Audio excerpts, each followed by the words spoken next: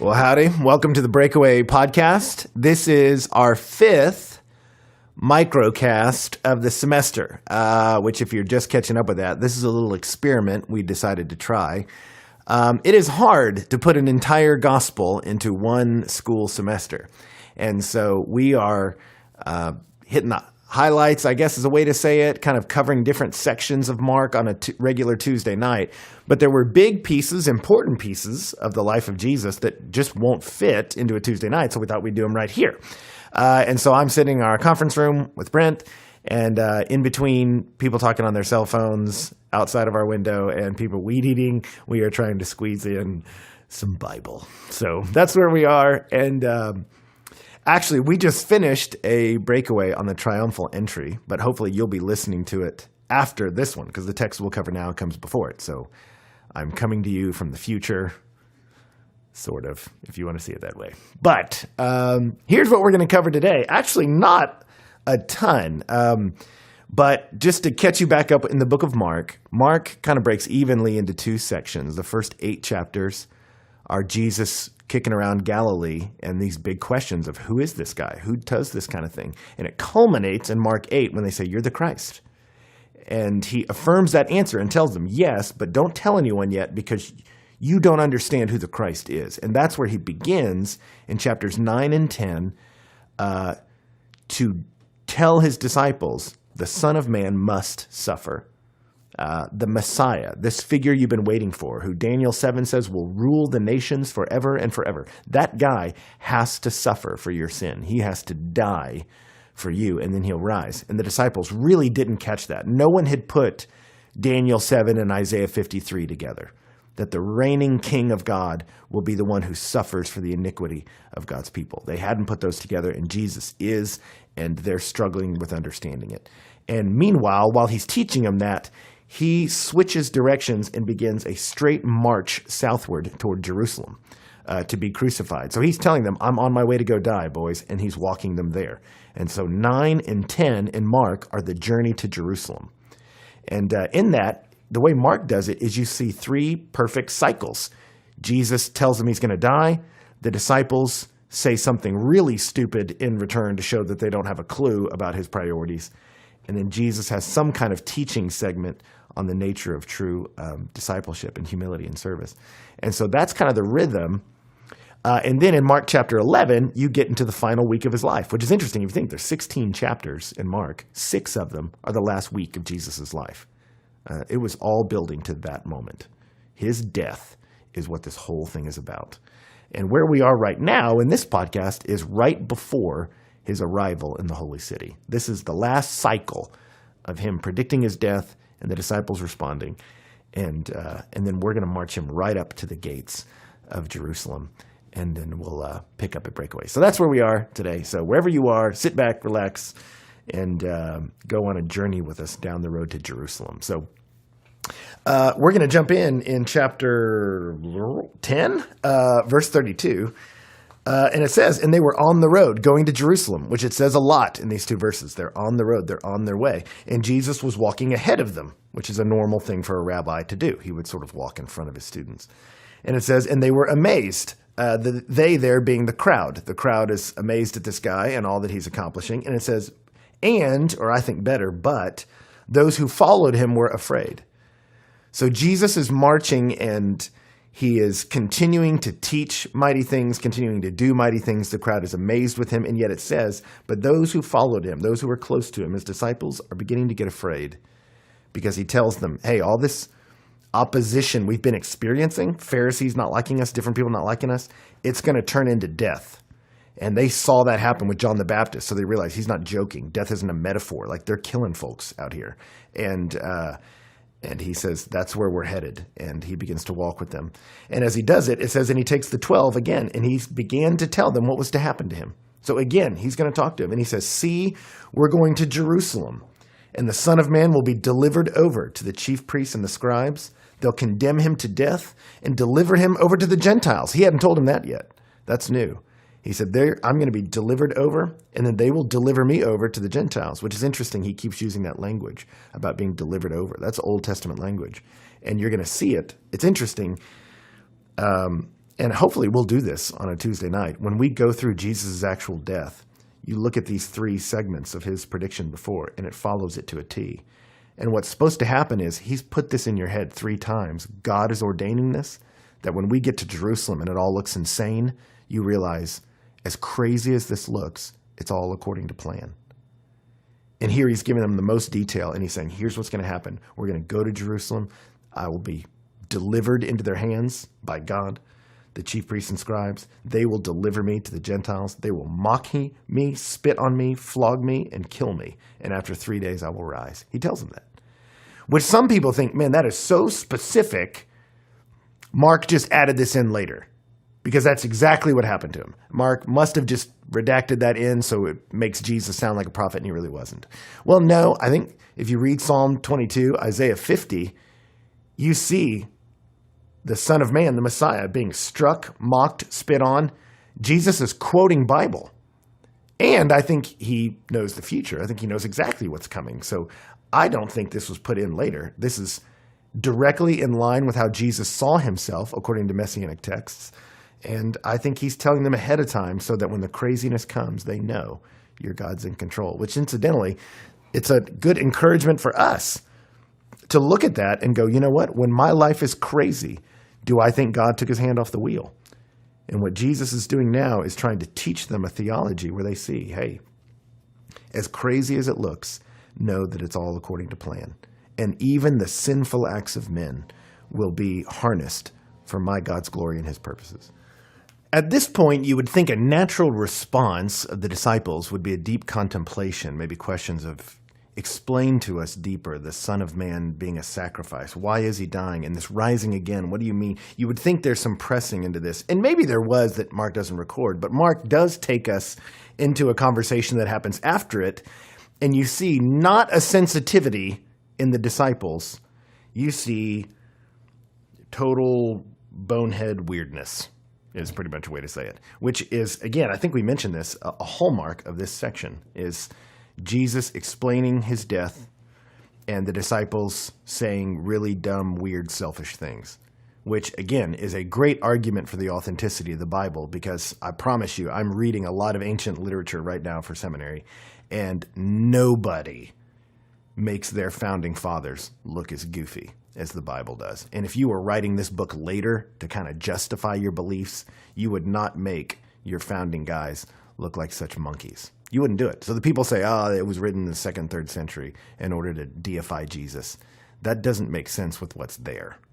So there's a little apologetic for you, but we'll keep moving. But anyway, we get in, and the very next verse, verse 35, says, And James and John, the sons of Zebedee, came up to him and said to him, Teacher, we want you to do for us whatever we ask of you. So, I mean, does that sound like junior high or what? They're just like, Teacher, will you do whatever we say if we tell you to do it? And they don't tell him what it is. They just want to see him promise it first. You're like, guys, you are grown men.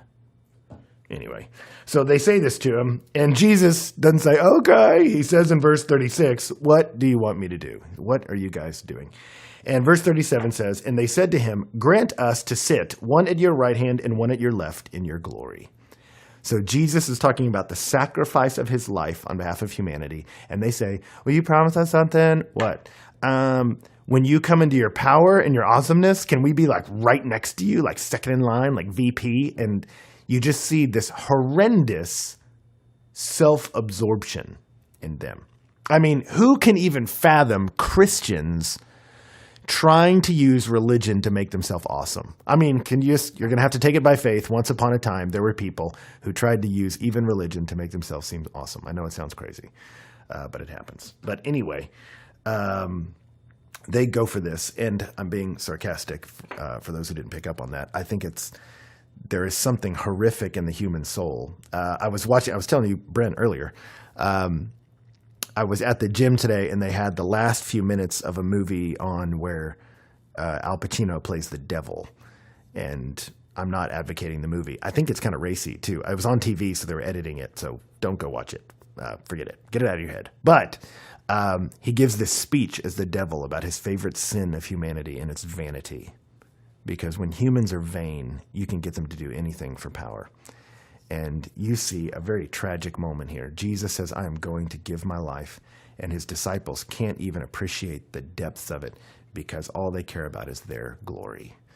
Matthew tells us they even brought their mom to try to jockey for position. I mean, that is low, but they did it. So they bring mom in to ask him to say, make my boys the coolest people on the planet. Wow. So verse 38, Jesus said to them, you do not know what you're asking. You guys don't even know what you're saying. He says, are you able to drink the cup that I drink or to be baptized with the baptism with which I am baptized? To share someone's cup means to share their fate.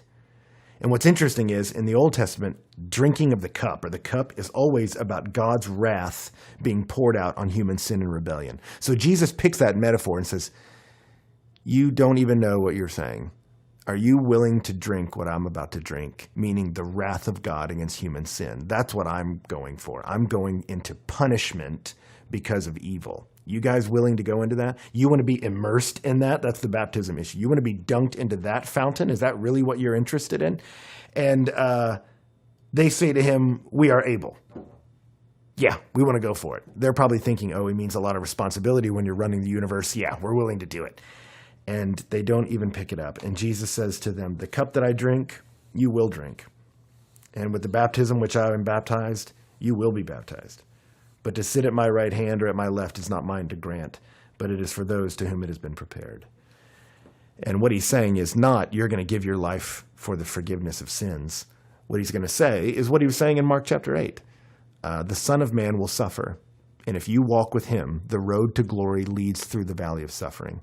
And these guys keep trying to look past the suffering part. Like many theologians even today. Let's look past that and just look at glory. And Jesus says, no, I go through pain. He suffered to procure our salvation. We suffer to proclaim it.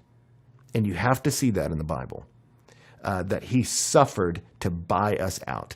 And we suffer to get that message out. And so Paul says, my body was beaten beyond recognition. Epaphroditus almost died. People are getting heads cut off, and we're going to keep going because our Savior suffered for us. And so we will suffer to get this message out. That's the believing thing. So he tells them, actually, you know what? You guys are going to suffer. You are going to drink this. Not a salvific suffering, but a suffering to get the message out. You will drink it. But glory, that's not mine to give you. And what's interesting is he, again, does something that he's not afraid to do, and that is declare his willful submission to his Father.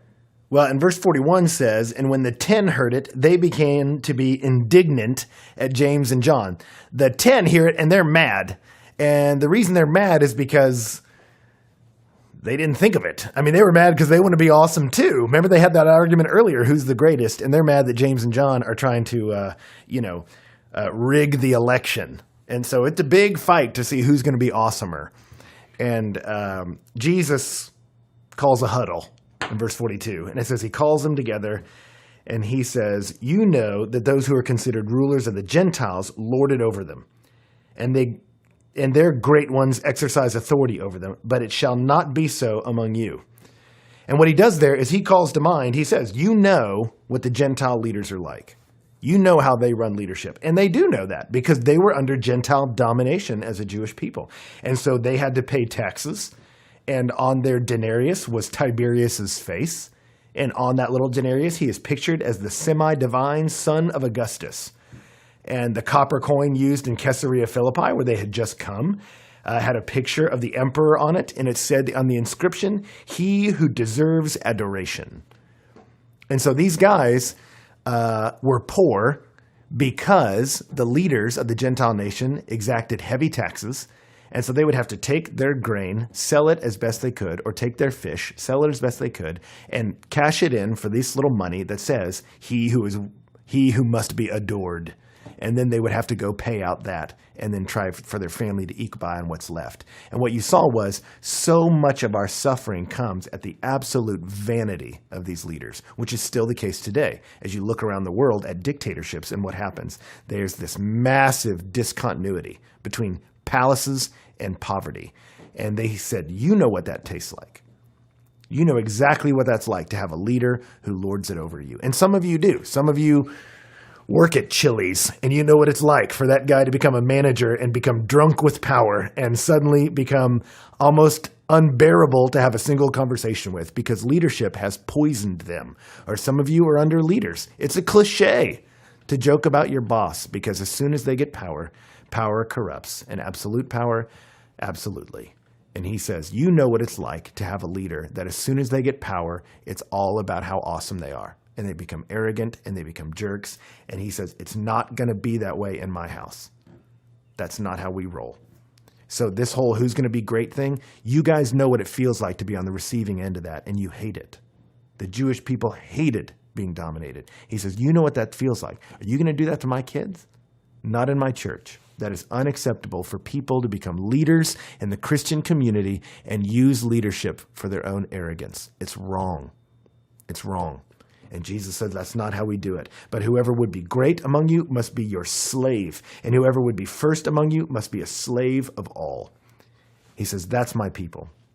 My people will be given power by me, but they will use that power to serve. That's what they'll be like. So when you think of yourself, don't think of a big ruler on his throne. You think of the houseboy who is there, and his only job is to make sure that house looks great. You go to the guy who he is the house slave. That's the language he uses. You go and see that guy who stewards and cares for the home of some guy, and that's who you are. You take care of your family, of the family of God. And then he says, as an example, in verse 45, himself. He said, even the Son of Man, the guy who's going to rule everything, even the Son of Man came not to be served, but to serve. He said, guys, I am at the top of the heap. And that's not arrogant if it's true. He says, that's who I am. And yet I'm here to serve people. And so if I'm doing that, then you do that is the idea. And let me tell you something. When the church grabs this, when they grab Philippians 2 of making yourself nothing, God blesses that. And I won't run you through the whole story, but I remember in college, we did a car wash where we just said, hey, we're going to go wash cars one day. Went out to Walmart, had the signs, free car wash. And it had all been set up by this sweet little girl who put it all together. And we went out there and we washed people's cars and did everything by hand. And people would come up and say, what charity are you doing this for? And we said, no charity. And they said, who do I give money to? And we said, we're not taking any money. Because, they always say free car wash, but you can make a donation. And people kind of get that free isn't free. So they would come up and say, who do I give money to? And we say, we're not going to take it. And people would even try to give us money, and we'd say, no, we're not going to take it. And so they would inevitably say, then why on earth are you doing this, washing people's cars? And we would quote this verse, because the Son of Man came not to be served, but to serve and give his life a ransom for many. And we're his people. And so we just wanted to serve people today. And I got to tell you something. When people realized they were being served and they couldn't pay back, the craziest things started happening. I had a grown man, burst into tears and sit next to me and begin to tell me I was on my way to go get drunk because I lost my job. And I can't believe you're doing this. We had people just start pouring out their family problems, pouring out their heart, asking us to pray for them. I mean, I don't know if anyone's ever asked you to minister to them out on a parking lot in a street somewhere, not within a church. But when people see the Christian body serving, it looks so foreign that it draws people in and immediately puts the spotlight on their need. It was powerful. And Jesus says, that's how my kingdom runs. And so I was grateful for that sweet little girl in college telling us to go do this because I didn't want to be out at Walmart. I'm like, there's no stake in it for me. I'm not making any money. I was fully selfish. And when I got out there, I realized the power of this, that God's people are meant to be servants because the Son of Man is a servant and so are we. But he goes past that and he says, I'm going to be a servant and to give my life a ransom for many. Now, that's something we don't copy. He says of himself, I'm going to give my life. That's martyr language. He goes back to this death thing. I'm going to die. And he says, I'm going to die as a ransom. A ransom means deliverance by purchase, whether of a prisoner of war or a slave. He says, I am a ransom, which means I rescue someone by purchase. It's the liberation of imprisonment of a person who can't free themselves. That's what it means to ransom someone. You are kidnapped. You are enslaved. You can't get you out. And so I pay a ransom to get you out. And that is Isaiah 53 language. Isaiah 53 says of the suffering servant, he will make his life an offering for sin. And Jesus says, I am the ransom. I am the payment. I will pay my life, give my life as a ransom to get you out. What are the implications? That you're stuck and you can't save you. You're a powerless kidnap victim and you can't fix you. And I will go and I will pay what it takes to get you out. What will it take? I will pay with my life. What do we call that? We have a name for that in theology. It's called substitutionary atonement. That I will come in as your substitute. You deserve death. You are caught and can't get out. I will come and die for you, and my death will purchase you out of the implications of your sin. It will purchase you out of the punishment for your sin. He is a substitute and atoning. Who's he a ransom to? It's not to the devil, it's to God. You see in Isaiah 53 that he is an offering for our sin, that we have done wrong and it deserves judgment. And all wrong does. We agree with this, and we've talked about this at Breakaway before. Anytime a wrong is done, a debt is owed, and someone's going to pay it. And he says, I am going to come and pay it. I'm going to come and be the ransom for you. You have put yourself in a position where you deserve nothing but condemnation, but I will come and buy you out with my life. That's how far I'm willing to go to serve people. I will go all the way to my death. And if he does that, we should too. And the beautiful thing is, James and John, they get this message. And the same John that asked to be awesome writes in 1 John 3:16, he laid down his life for us. We ought to lay down our lives for our brothers. John gets this message. He didn't hear. He wants to be great. And he says, I'm going to die for you, John, to set you free. And by the time he wrote 1 John, he says to us, guys, he laid down his life for us to get us out. And so now we do the same thing. Again, not to procure salvation, but to proclaim it. And so, Christian, I want to beg you, man, we lay down money. We lay down comfort. We lay down being thought well of in certain circles. We lay down the honor of our name in certain circles by having the courage to speak Jesus' name, knowing we're going to get made fun of for it. We sacrifice to get this message out. And in doing that, we're not victims. We're just following in the footsteps of our King. He did that for us. He laid down his life to save us from sin, and we lay down our lives to offer that salvation to others. And so that's the heartbeat of the believer. Well, last little story we'll cover, and this is kind of fun. Jesus, in verse 46, comes up to Jericho. Jericho's about 15 miles outside of Jerusalem. He's almost there. And he walks up, and it says, and he was leaving Jericho with his disciples and a great crowd. You go, what's the great crowd about? Well, we find out later that he's marching to Jerusalem at Passover. Passover was a big party where all the Jewish people would descend on Jerusalem for a big family reunion.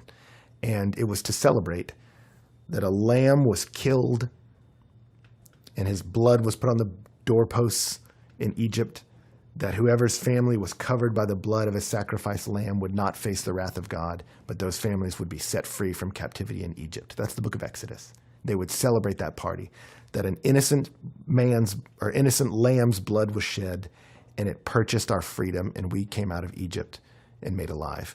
And you find out this big crowd is marching to Jerusalem to celebrate that. Incidentally, without even knowing it, they're about to be party to the actual fulfillment of that the Son of God would become the Lamb who was slain for our sin to set us free. That's where they're headed. But that great crowd is going, and it says Bartimaeus, a blind beggar, the son of Timaeus, was sitting by the roadside. Now, Mark never mentions people by name. And suddenly he calls this guy Bartimaeus, blind beggar, son of Timaeus. And you go, why all this naming? Well, we're not sure, but a very probable reason why nobody's named, but this guy's named, is probably because the early church knew this guy. They're probably like, Bartimaeus, that's you, buddy? All right, because people know this guy. And yet here in this moment, verse 47, or 46, we find out he's a blind beggar. Back then, you're blind. It's real hard to find a job. And if you don't have family to take care of you, you're reduced to poverty. And so you beg. And he is a blind beggar. And yet in verse 47, it says, when he heard that it was Jesus of Nazareth, he began to cry out and say, Jesus, son of David, have mercy on me. And that's pretty significant. No one's called him son of David yet in this book. David was the great king who ruled over Israel at its heyday. Their victorious king who rescued them from the violence of their enemies and established a kingdom of peace. And the Old Testament prophesied that the Messiah will be like David. He will bring peace for his people. And what's powerful is no one's recognized Jesus as that yet. And yet this guy is blind, but when he hears Jesus from Nazareth is here, he says he's the son of David. That's the Messiah. And he says, Jesus, son of David, have mercy on me. And yet when he cries that out, verse 48, it says, and many rebuked him, telling him to be silent. They say, hey, this guy's important. You are worthless. The crowd is thinking in the same categories that James and John were. It's all about being important, and you're not important. And yet Jesus, they tell him to be silent. But verse 48 continues and says, but he cried out all the more, Son of David, have mercy on me. I'm trying to finish up seminary right now. Part of why my voice is gone was at Passion this weekend, teaching there, had a fun time with that group, and then went down to seminary on Monday to do my preaching class. I'm finishing up seminary, and this preaching class is one of the last classes I never took. And so I'm there now, and sat and listened to about 7 sermons in a couple hours. And one of the guys taught this text, and I love the way he preached it, honestly, because he gets to this moment, and he says, this guy cries out, Son of David, have mercy on me. And the crowd told him to be silent. And he says, but he cried out all the more. And this guy said, one of my biggest fears in seminary is that we're not willing to cry out. He says, we put on a veneer like we've got it all together. And he said, when someone asks you, how are you doing? You say, I'm fine, I'm good. And he said, and you could have gotten a flat tire on your way to work and got shot and be depressed. And they say, how you doing? I'm good, man, I'm good. He said, we lie. And we're not humble enough to cry out for mercy. And he says, and yet Bartimaeus sees his worthless estate and he cries out, Son of David, have mercy on me. He's willing to say it. I have nothing to offer to commend myself to you. I am completely asking you for mercy, that you save me not because I'm worthy, but because you are. And out of your overflow of grace, not out of my overflow of worth, will you come and help me? And he was willing to do that, and so many aren't. And he said, the people told him to stop doing that. And then I love that the guy said this. He goes, and I think my bigger fear for seminary people, he says, is maybe you do cry out when you need God to come through for you. And he goes, but my concern is your lack of resolve. How much do you cry out? He said, this guy cried out, have mercy on me. They told him, be silent. And so he cried out more. And I think that's a good word to say to a group of people. I don't know what you're suffering with, but so many of us think we just tough it out and deal with it. And that's not the gospel. The gospel is we come as beggars to Jesus and say, will you have mercy on me here? And this situation with my family, and this struggle with depression I can't get out of, and this coldness of affections that I want to be different, and my selfishness that I see but can't beat on my own, and my stress over these situations I know I should trust you with, but I don't. In these moments, Son of David, have mercy on me. And many of us pray it once, and then we go, oh, I guess that didn't work. But he says here, this man had resolve. You keep crying out. And incidentally, in verse 49, Jesus stopped and said, call him. I want that guy in front of me. And they said to the blind man, take heart, get up. He's calling for you, which I just think is beautiful. I mean, can you imagine pouring out your heart to Jesus and then hearing, hey, you take heart, get up, because he's calling to you. And can I just tell you something, Christian? That's our story. You're struggling today. You take heart and you get up because he loves you. And throwing off his cloak, he sprang up and came to Jesus. I love that wording. And Jesus said to him, what do you want me to do for you? And the blind man, or Jesus said to him, what do you want me to do for you? Jesus says, what do you want?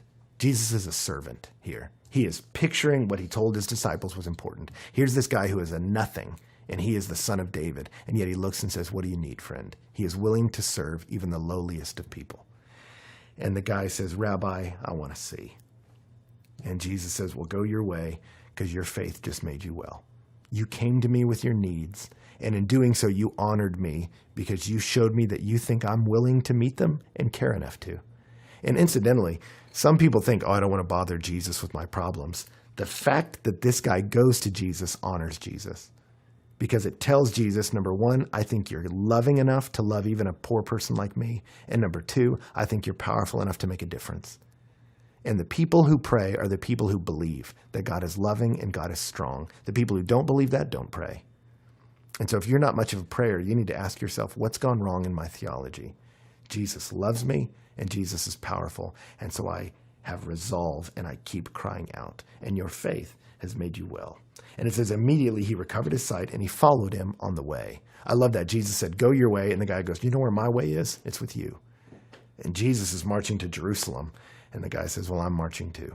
I want to walk with the one who rescued and redeems and saves and restores and loves me. Even if it's into a place of great suffering, I want to go with him. So anyway, that's where we are. So let me encourage you. If you don't know Christ, the gospel is not Jesus was a good guy, you be good too. It's Jesus was a ransom. He died on your behalf, in your stead, that you could trust him and become one of his children. And if you are one of his kids, he was a servant, and so are we. And yet we don't serve God in the sense that we're martyrs. We can come to him and say, Jesus, you heal me, fix me, have mercy on me. You minister grace to my heart. And when you do that, that frees me up to go and minister grace to others. That's who we are. We follow our King who gives us grace, and then we go extend it to others. So be encouraged, even as you follow your great King through the valley of suffering. He's good, and where he's leading us is good. And that's this message. So anyway, when you pick up with us next, we will watch our King ride into Jerusalem, and we will walk with him through Holy Week. So be blessed. We love you guys.